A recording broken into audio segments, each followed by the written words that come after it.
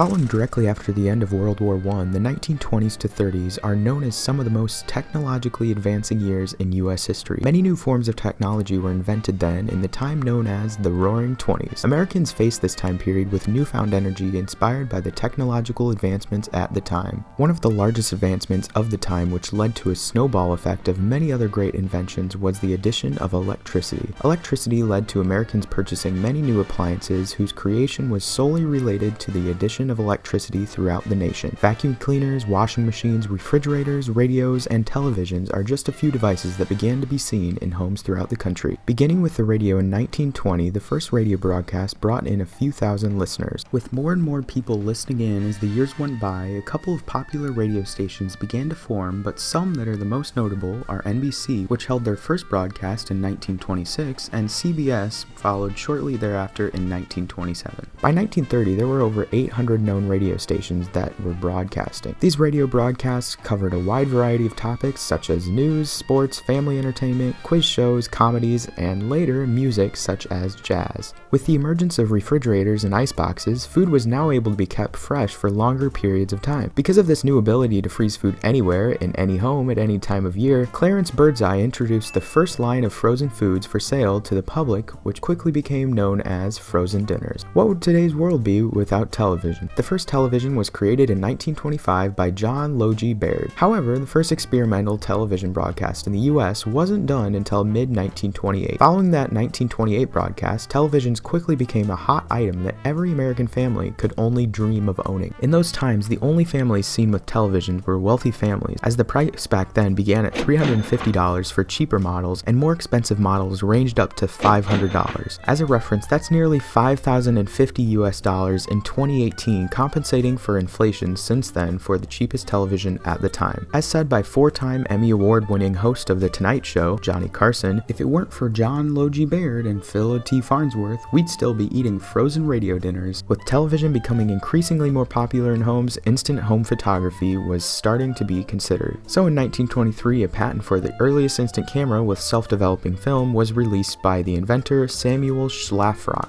The instant camera that he had invented and patented sadly didn't really lift off until far in the future during the late 40s, after the process of creating instant cameras was commercialized. Although many of the appliances and technologies listed previously were some of the most evident in shaping the 1920s, one of the most advanced revolutions of technology during that period was through the growth of automobile production. Automobiles changed the lives of all Americans in the 1920s. The automobile became easily accessible and could be purchased with easy monthly payments. This easier accessibility was most notably due to Henry Ford's drastic improvements to the assembly line, which led to higher production quality at a faster pace than anyone else had ever done before. As said famously in a quote by Henry Ford, "Quality means doing it right when no one is looking." By the end of the Roaring Twenties in 1929, there were more than 26.7 million registered automobiles out on the roads, which meant that there was nearly one car per American family on the road. That same year, motorists traveled an overall estimated total of 198 billion miles. Overall, the 1920s ended up becoming some of the most technologically advancing years for the nation at the time. Sadly enough though, all of these greatnesses came to an abrupt end when one of the nation's greatest depressions came around in 1929, mostly due to overspending from large cities and consumers. Because of movies, radio broadcasts, KDKA of the Westinghouse Electric and Manufacturing Company in East Pittsburgh, Pennsylvania. We'd appreciate it if anyone hearing this broadcast would communicate with us, as we are very anxious to know how far the broadcast is reaching.